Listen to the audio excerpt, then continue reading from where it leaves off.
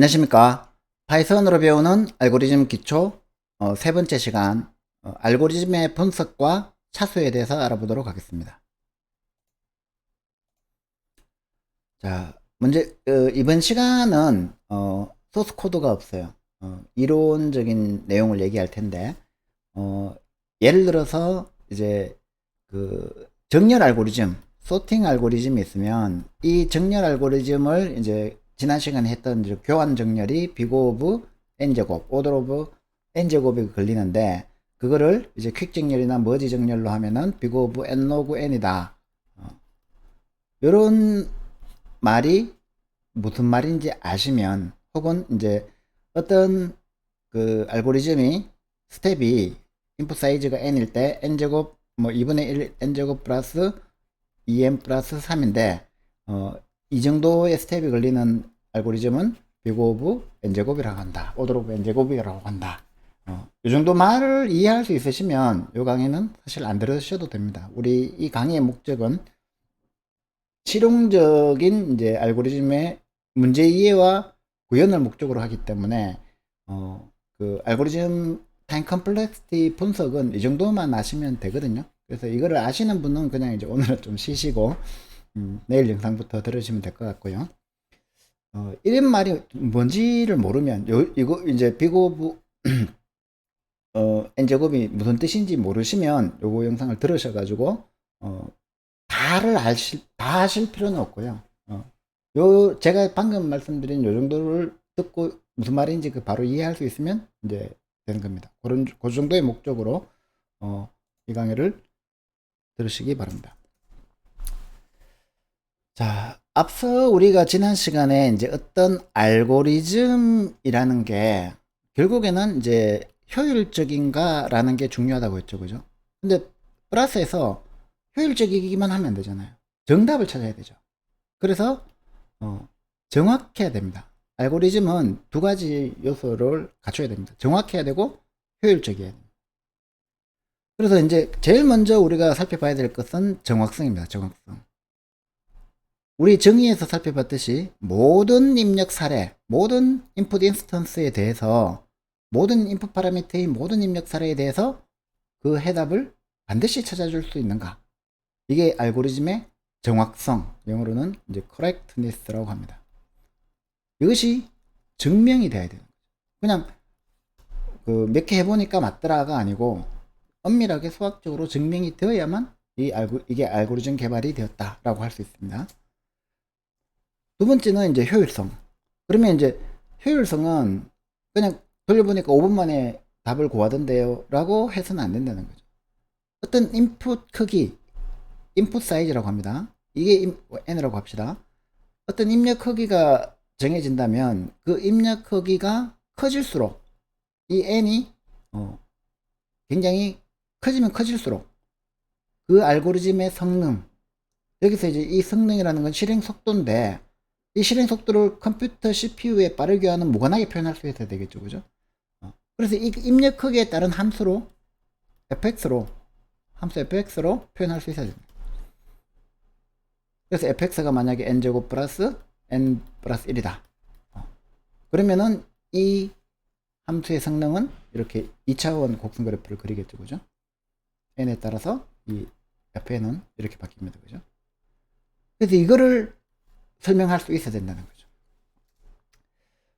그거를 분석하는 일이, 그러니까 알고리즘이 이제 정확하다, correctness하다, 그 다음에 이제 효율적이다, efficient하다.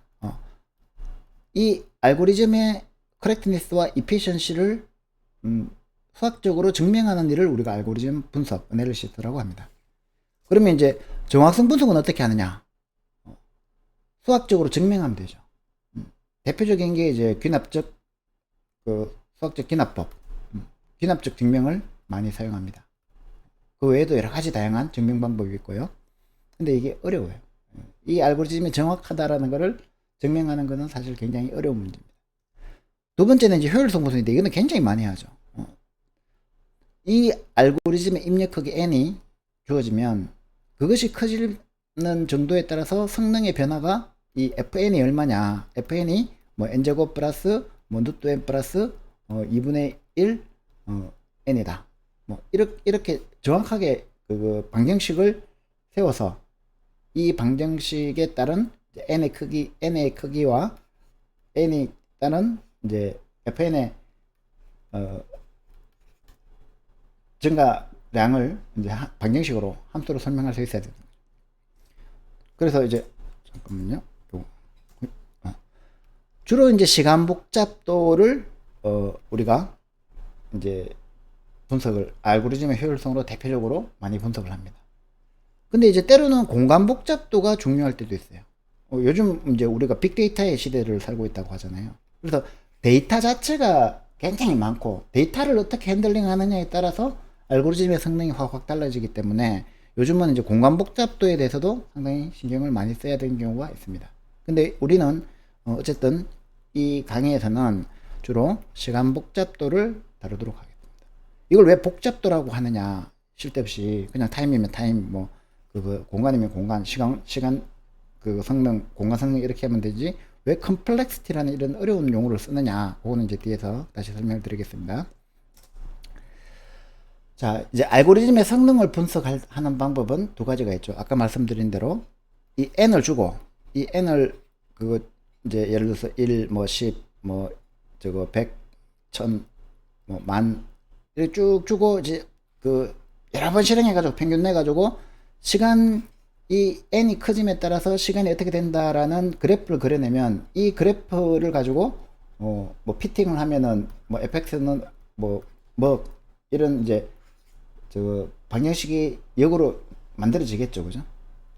근데 이 그렇게 하면은 이 실행 속도 타임은 예를 들어서 CPU를 2배 빠른 걸로 하면 4배 빠른 걸로 하면 이 그래프가 달라지죠. 그렇기 때문에 실행 시간을 직접 측정하거나 실행 명령의 숫자를 카운팅하는 방법으로는 이게 적절하게 그 퍼포먼스가 측정되었다라고 할 수가 없는 거예요. 그래서 컴퓨터의 성능이나 예를 들어서 이제 파이썬으로 작성한 거는 아무래도 느릴 수밖에 없죠. 인터프리트 기반이니까. 근데 C언어로 작성하면은 아무래도 하드웨어적으로 이제 빠르게 성능이 달라지죠. 그 프로그래밍 랭귀지에 따라서도 이렇게 달라질 수 있다. 실행 성능이라는 거다. 그래서 그런 거를 우리가 주로 이럴 때는 efficiency라고 안 하고 이제 performance라고 합니다. performance. 얼만큼 빠르냐. 똑같은 알고리즘이라 하더라도 어느 컴퓨터에서 돌리느냐, 어떤 랭귀지로 구현했느냐에 따라서 실행 속도는 차이가 날 수밖에 없죠. 그래서 우리는 이제 복잡도라는 걸 사용하는 겁니다. complexity. 컴퓨터의 성능이나 그 프로그래밍 랭귀지의 특성을 타지 않고 어떤 문제가 주어지면 그 문제를 푸는 문제를 이제 해답을 찾아가는 이 절차가 알고리즘이죠, 그죠? 이 절차를 이 절차가 얼마나 복잡한지, 얼마나 컴플렉스한지, 어떤 컴플렉스를 가지는지를 분석해내고 싶다는 거죠. 그래서 컴퓨터나 랭귀지하고는 무관하게 성능을 표현하고 싶다는 거죠. 그래서 그게 뭐냐? 결국은 이제 입력 크기 n이 주어지면, 인풋 사이즈가 주어지면 단위 연산을 몇 번 하느냐, 그걸 카운팅 하겠다는 거죠. 이게 실행 명령을 카운팅 하는 거하고는 다릅니다. 실행 명령은 이제 인스트럭션들 하나하나 다 카운팅 하겠다는 거고, 그게 아니라 단위 연산, 이 알고리즘이 갖고 있는 가장 기본적인 단위 연산을 몇 번 하느냐, 그걸 카운팅 하겠다는 거죠. 자, 그래서 그거를 이제 FN의 함수로 나타내면 되는 거예요.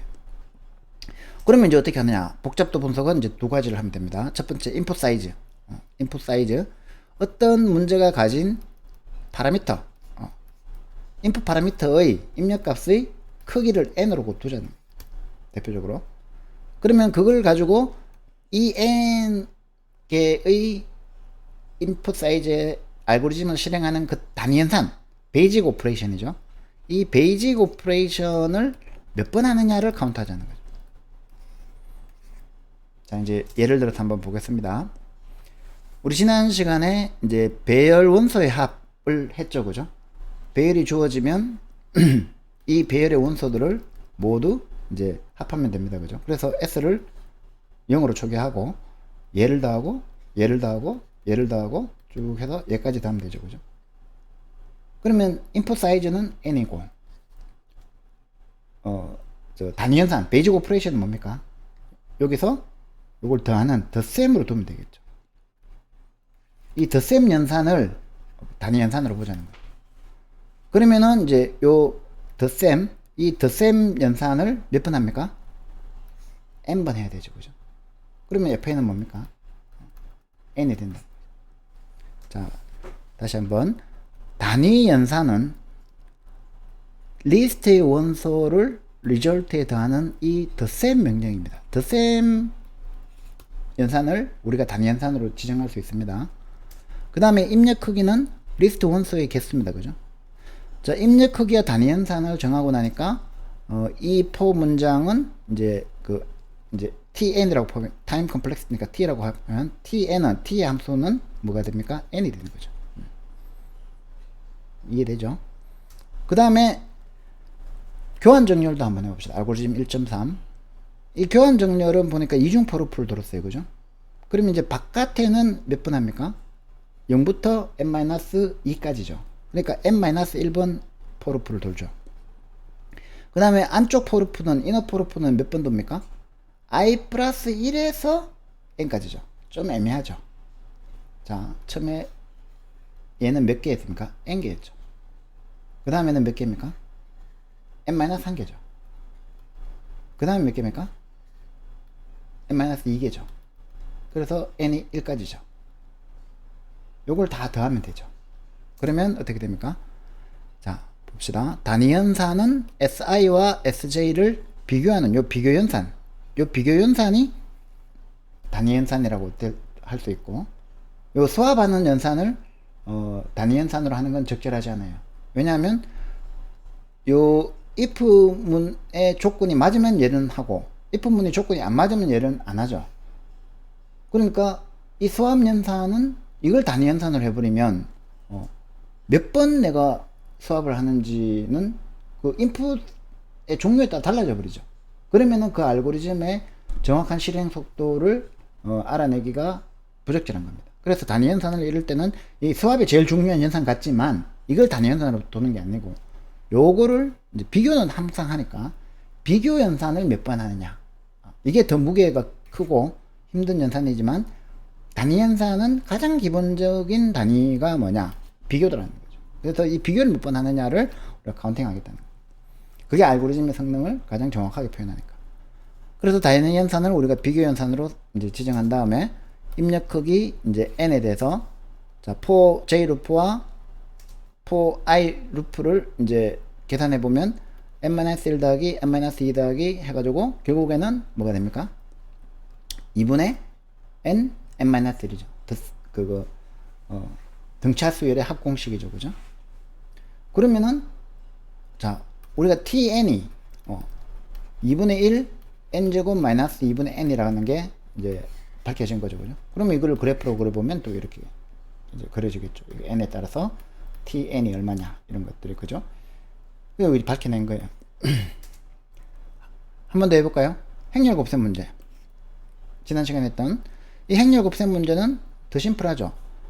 바깥 3중 포르프인데 제일 바깥에서 몇 번 합니까? 0부터 n-1까지 n번 하죠. 얘는 또 n번 하죠. 얘도 n번 하죠. n번을 n번 하고 그 n번을 또 n번 하니까 n 곱하기 n 곱하기 n이죠. 여기서 단위 연산 뭐라 둘까요? 제일 핵심 연산이 요 곱하기 연산이죠. 그죠?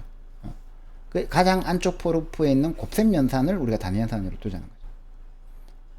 이걸 덧셈 연산으로 두면 어떻게 됩니까? 가능할까요? 이것도 가능은 하겠죠. 왜냐하면 매번 한 엘리먼트를 구할 때마다 덧셈을 계속 해야 되니까. 그런데 곱셈이 더 무게가 더 크죠. 그리고 항상 똑같이 하죠. 덧셈 할 때마다 곱셈을 꼭 하죠. 그래서 덧셈을 두고 곱셈을 같이 둬도 되고 덧셈만 해도 되고 곱셈만 해도 됩니다. 그죠?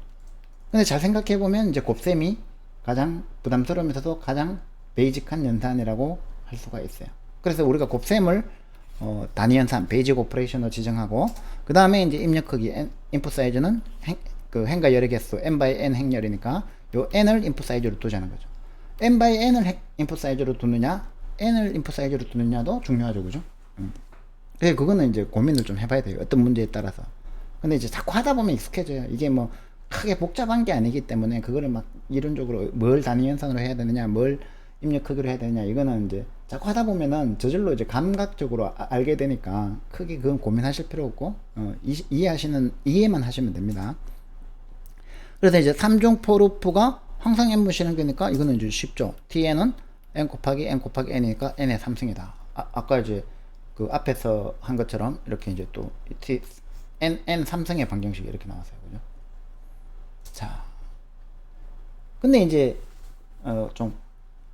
이렇게 뭐 간단하네 싶지만 이제 좀 깊이 들어가면은 복잡한 것들이 많이 나와요. 기본적으로 이제 우리가 단위 연산의 실행 횟수가 항상 일정한가? 자, 우리가 이때까지 살펴본 알고리즘 1.2, 1.3, 1.4는 항상 일정해요. 그런데 이제 우리가 1.1 순차 탐색 입력 사례에 따라 달라지죠. 자, 이런 인풋이 주어졌을 때 x를 3으로 주면 없죠. 그러면 비교를 몇 번 해요? 단위 연산을 비교로 두면 n번 하죠. 6번 다 하죠, 그죠? 5로 두면 쭉 가다가 여기서 찾았으니까 여기서 엑시트 해버리잖아요. 화일 루프를 빠져나가 버리잖아요. 그러면 4번밖에 안 하죠. 이건 4, 이건 6, 요거는 10을 하면 이거는 1, 이렇게 달라요, 그죠? 그러면 이제 입력 사례에 따라서 시간 복잡도를 다르게 표현해야 되는데, 우리가 이제 일정한, 여기서 일정이라는 건 이제 콘스탄트를 얘기합니다. 상수. 일정한 시간 복잡도를 가지고 있는 이런 이제 앞에 우리가 그 뭐 교환 정렬이나 이런 것들, 그런 것들을 또 있지만, 이렇게 다른 경우에 입력 사례에 따라서 달라지는 경우에 우리가 최악, 워스트 케이스라고 합니다. 최악의 경우, 최적, 이거는 베스트 케이스라고 합니다. 그러면 이제 평균은 뭐라고 할까요? 에버리지 케이스라고 합니다. 그럼 뭐가 제일 중요하겠어요? 제일 재수 좋은 거를 기준으로 할까요? 제일 재수 나쁜 걸 기준으로 할까요? 아니면 평균을 기준으로 할까요? 대부분 이 평균이 중요하죠, 그죠? 그런데 우리가 이제 알고리즘의 효율성을 따질 때는 이 워스트 케이스가 중요한 경우가 더 많아요. 정말 재수 나쁘면 이 정도 느린데 그거를 내가 진짜 재수 나쁠 때 이 정도까지는 느릴 수 있습니다 라고 증명하는 경우가 더 많고, 아니면 그냥 일반적으로 비교할 때는 이제 평균 이 정도입니다 라고 해서 이제 실용적으로는 이게 더 중요하겠죠, 에버리지 케이스가. 근데 이제 연구를 하거나 논문을 쓰거나 이럴 때는 이제 워스트 케이스가 더 중요한 경우가 더 많죠. 내 알고리즘은 이거보다는 더 성능이 나빠지지는 않아요, 이렇게. 그래서 이제 연구를 하느냐 아니면 실무에서 적용하느냐에 따라서 또 알고리즘 분석의 기준도 달라질 수 있습니다. 자, 그래서 이제 순차 탐색의 시간 복잡도를 한번 분석해 봅시다. 이거는 이제 그냥 단순하게 tn은 뭐 이렇게 방정식으로 안 나오죠. 그래서 이제 어떻게 해야 되느냐 하면, 최악의 경우에는 이제 tn이라고 안 하고 이제 worst case니까 wn이라고 하겠습니다. 최악의 경우에는 n번 비교해야 된다. 그 다음에 최적의 경우에는 바로 이제 best case니까 bn이라고 표현하겠습니다. 1이더라. 이렇게 이제 하면 되죠, 그죠? 근데 average case는 어떻게 될까요? 그게 이제 골치 아픈 거죠, 그죠? 자, 평균을 어떻게 내느냐? 주어진 키 x가 k번째에 있으면 k번을 비교해야 된다. 무슨 말인지 알겠죠?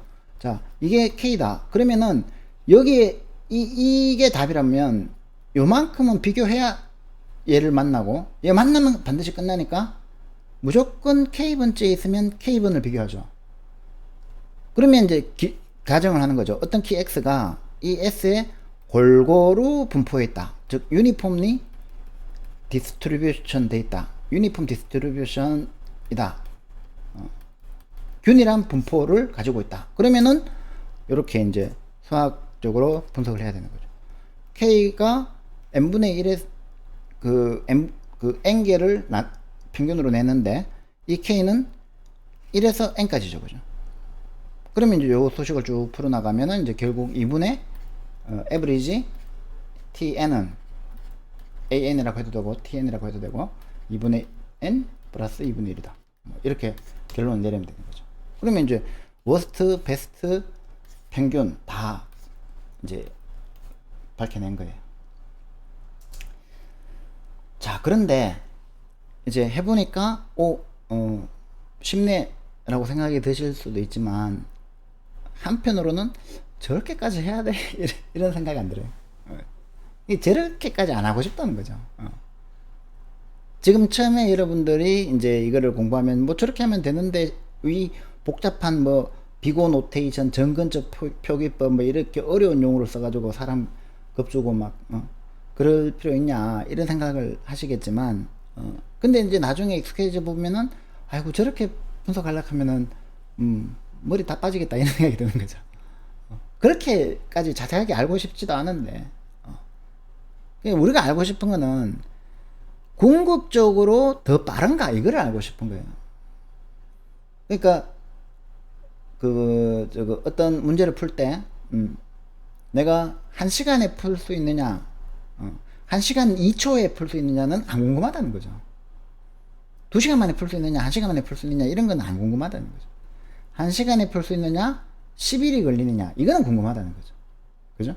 그래서 궁극적으로 어떤 알고리즘이 더 빠른가 비교를 했을 때 미세하게 더 빠른 거 이런 거 다 치우고 확실하게 얘보다 얘는 무조건 더 빨라 이렇게 궁극적으로 더 빠른 것만 내가 캐치하고 싶다는 거죠. 그래서 이제 이 시간 복잡도라는 거를 타임 컴플렉시티를 안 그래도 복잡한데 더 복잡하게 표현을 하는 겁니다. 뭐라고 하냐면은 입력 크기 n에 대한 단위 연산 횟수의 함수 fn을 뒀을 때 이 시간 복잡도가 fn이 n인 알고리즘하고 fen이 n 제곱인 알고리즘은 어느 게 더 빨라요? 시간이 n에 대해서 fn이 있으면 f1은 이렇게 되죠. 그죠? f2는 이렇게 되죠. 그러면 이 그래프만 봐도 f2가 f1보다 항상 크다는 거는 쉽게 알 수 있습니다. 그죠? 그러면 자, 이 n과 n 제곱이라는 거를 우리가 이제 좀 말이 복잡합니다. 근데 간단하게 설명드릴게요. 이 n과 n 제곱을 갖고 있으면 이 안에 이제 상수가 n 같으면 an 플러스 b로 일반화시킬 수 있죠. f2n 같으면 2차 방정식이니까 an 제곱 플러스 bn 플러스 c 이렇게 일반화시킬 수 있죠. 그러면 an 플러스 b는 an 제곱 플러스 bn 플러스 c보다는 궁극적으로 작아요. 예를 들어서 얘가 이런 함수라고 합시다. 그럼 얘는 이런 함수라고 합시다. 그러면은 자 이렇게 돼 있으면 얘는 이런 함수고 얘는 이런 함수인데 이 그 y절편이 굉장히 커서 그러면은 얘가 더 빨라 보이잖아요. 얘가 훨씬 더 빨라 보이잖아요. 초기에는. 근데 이게 n이 쭉 커지면 n이 무한대로 간다고 가정을 해봅시다. 무한대까지는 안 가겠지만 어쨌든 n이 쭉 커지면 결국에는 이를 크로스 지점이 온다는 거예요. 그걸 이제 수학적으로 증명하면 이렇게 돼요. 근데 뭐 거기까지는 사실 별로 영향가가 없기 때문에 모르셔도 되고 결국 이렇게 방정식 그 폴리노미얼이 주어지면 그 폴리노미얼의 차수가 높으면 그 왜 차수라는 말이 등장하는지 아시겠죠? 차수가 높으면은 이게 1차식이고 이게 2차식이면 차수가 높으면은 무조건 얘가 더 궁극적으로 빠르다고 할 수 있죠. 느리다고 할 수 있죠. 얘가 더 빠르다고 할 수 있죠. 그래서 우리가 어떤 그 방정식 함수의 그 tn을 주면은 이제 그 시간의 복잡도 tn이라는 함수가 주어지면 그거의 차수만 알고 싶다는 거예요. 차수만 오더만 알고 싶다는 거예요. 왜냐면 그렇게 되면 궁극적으로 빠르니까. 그 어떤 구간에서는 얘가 빠르고 어떤 구간에서는 저렇게 빠르고 그렇게 생각하지 말고 어쨌든 간에 궁극적으로 가면은 얘가 얘보다 더 빨라. 그게 그 알고리즘의 시간 복잡도 tn 함수의 차수 그 중에서도 제일 높은 차수 우리가 1차식 하면은 제일 높은 차수의 거듭 제곱이 1인 거잖아요. 그죠? 2차식 하면 x의 제곱, 3차식 하면 x의 3승. 그 뒤에 막 뭐 복잡하게 나오는 건 무시하고 이 제일 큰 항을 차수가 제일 큰 항을 우리가 3차 방정식이라고 하죠. 그죠? 그래서 그 오도만 알고 싶다는 거예요. 그래서 1차 시간 알고리즘은 시간 복잡도가 1차 함수이다. 무슨 말인지 알겠죠? tn으로 표현해봤더만 1차 방정식이 나오더라는 거죠. 2차 시간 알고리즘은 2차 방정식이 나오더라는 거죠. 그러면 이렇게 차수가 다르면 모든 1차 시간 알고리즘은 2차 시간 알고리즘보다 빨라요. 언제 빠르다? 궁극적으로 빠르다. 궁극적으로. 어떤 순간에 얘가 더 빠른데요? 하지 말자는 거죠. 왜냐하면 그게 그 2차 시간이라는 게 밝혀지면 궁극적으로는 얘가 더 빨라요. 그래서 시간 복잡도의 함수의 차수로 오더로 알고리즘의 성능을 분류해보자는 거예요. 분류. 복잡하게 이게 뭐 an 제곱이다. 뭐 2에 n에 플러스 3이다. 이런 거 이 복잡하게 이런 거 하지 말고 그냥 얘는 2차식인데요. 시간 복잡도가 얘는 1차식인데요. 얘는 로그인데요. 로그 함수 따르는데요. 이렇게 이제 분류만 해버리고 싶다는 거죠. 그래서 이제 대표적으로 분류하는 게 이제 주로 이런 걸 쓰는 겁니다. 해보니까 상수더라. 그러면은 무조건 1인 거예요. 그러면 이제 상수 시간이 되는 거고. 분석해보니까 제일 높은 차수가 로그 n이더라. 그러면 로그 시간이 됩니다. 그 다음에 n이더라. 1차식이더라. 그럼 선형 시간이라고 하는 거예요. 리니어 타임 컴플렉시티를 가진다.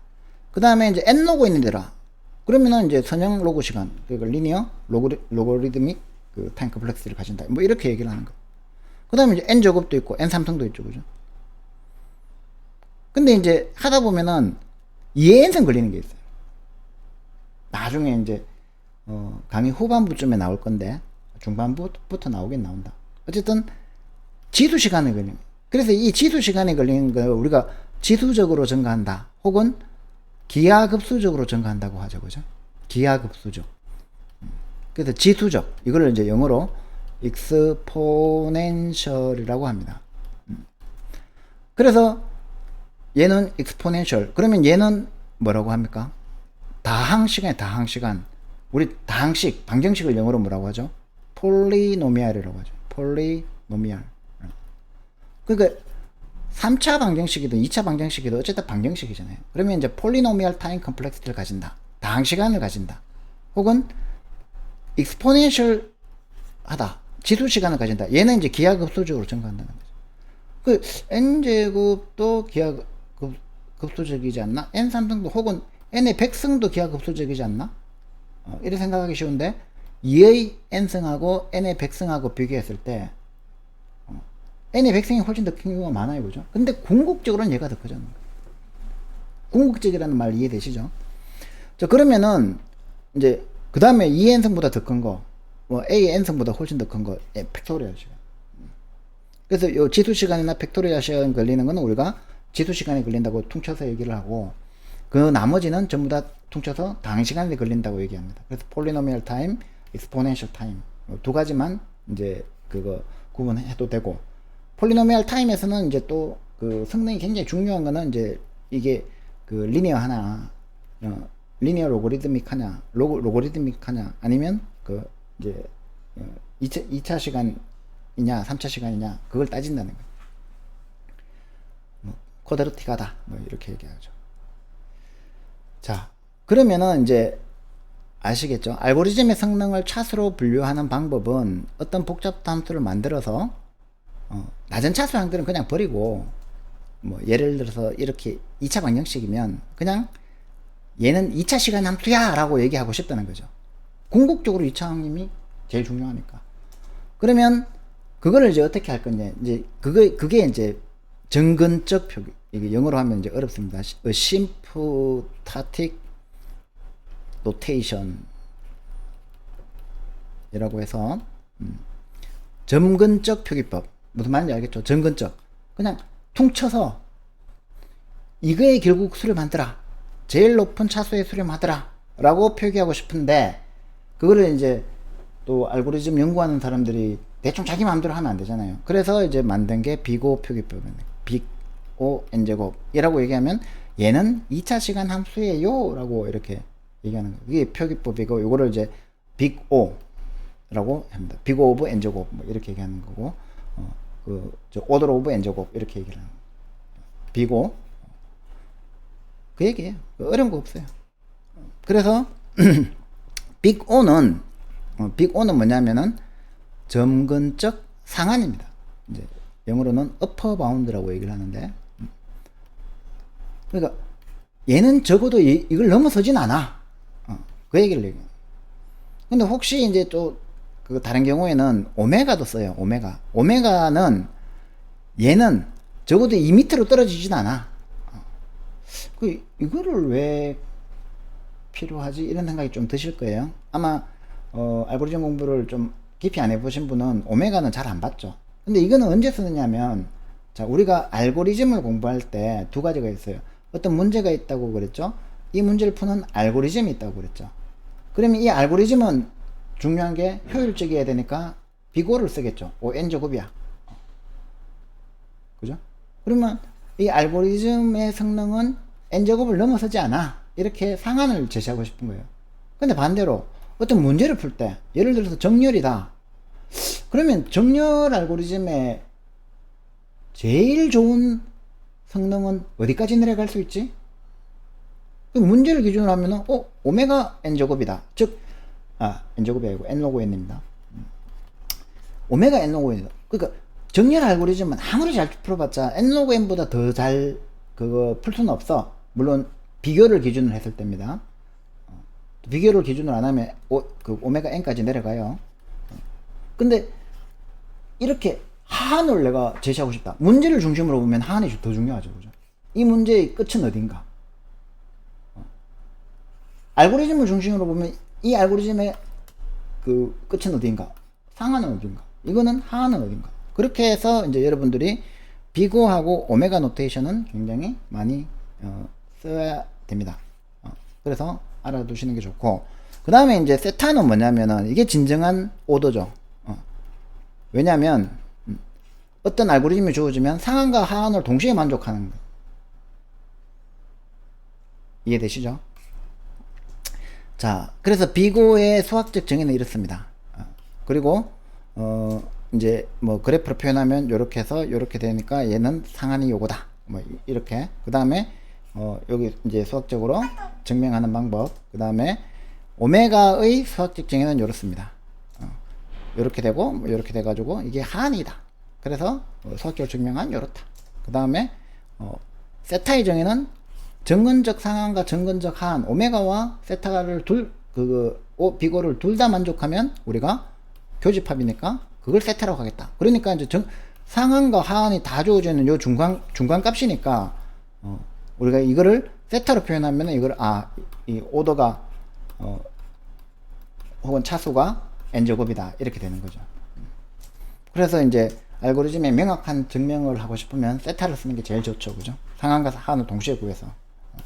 그래서 요거는 여러분들이 만약에 이제 무슨 시험을 쳐야 된다거나 아니면 진짜 알고리즘 공부를 이제 제대로 한번 해가지고 내가 대학원이나 이런 데 가서 해보고 싶다 이러면은 이제 저 수학적 증명까지 그 수학적 정의 그 다음에 그 수학적 정의에 따른 증명까지 공부하시고, 지금 우리가 할 때는 실용적인 측면에서 보면은 그냥 비고 n제곱이 무슨 뜻이다, 그 다음에 세타 n 로그 n이 무슨 뜻이다, 오메가 루트 n이 무슨 뜻이다, 그리고 이제 그거를 도출할 때 어떻게 도출하면 된다, 수학적으로 증명할 필요까지 없이 이중 포르파가 돌면 n제곱이 된다, 그래서 비고 n제곱이 것이다, 이렇게 이제 감각적으로 알아도 상관없어요.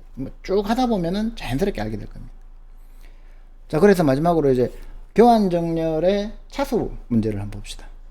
우리가 이제 아까 분석해 보니까 2분의 1 n제곱 마이너스 2n인 거는 분석했죠. 그죠? 그러면 이제 이거를 이렇게 항상 외우고 다닐 수 없잖아요. 그냥 교환정렬은 비고 오브 n제곱이더라. 깔끔하죠? 그리고 교환정렬은 비고 오메가 오브 n제곱이더라. 그래? 그러면 세타 오브 n제곱이네. 그럼 얘의 차수는 얼마야?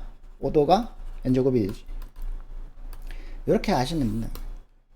그리고 이제 그게 이제 ON제곱, 오메가 n제곱, 세타 n제곱이 된다는 거죠. 교환정렬의 알고리즘 차수는 n제곱이다.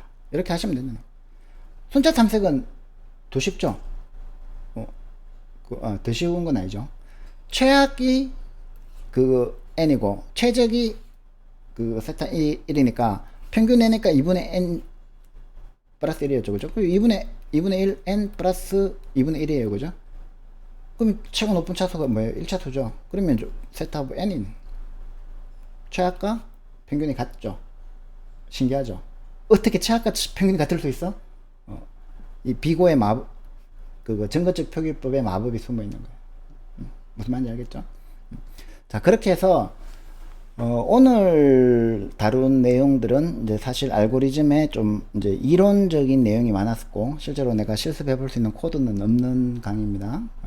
아마 이제 제가 처음에 말씀드렸다시피 비고 노테이션, 증거적 표기법, 오메가 노테이션, 세타 노테이션을 처음 보는 사람이라면 강의자를 좀 보시면서 이런 뜻이구나 라는 것 정도는 이해를 하실 필요가 있고, 이미 이제 알고리즘 공부하신 적이 있어가지고 여기 익숙하시다면 이제 별로 뭐 크게 신경 쓰실 필요 없어요. 그냥 이렇다라는 것만 알면 뒤에서 쫙 하다 보면은 사용법은 충분히 익힐 수 있어요. 우리가 그 단어의 정확한 사전적 의미는 몰라도 일상생활에서 많이 쓰다 보면은 용어에 익숙해지잖아요. 그죠? 그렇게 익숙해지시면 됩니다. 비고 노테이션. 자, 오늘도 끝까지 강의를 들어주셔서 고맙고 구독과 좋아요를 해주시면 강의 제작에 큰 힘이 되고, 오늘은 소스 코드가 없으니까 강의 자료는 제가 구글 드라이브에 업로드 해두도록 하겠습니다. 감사합니다.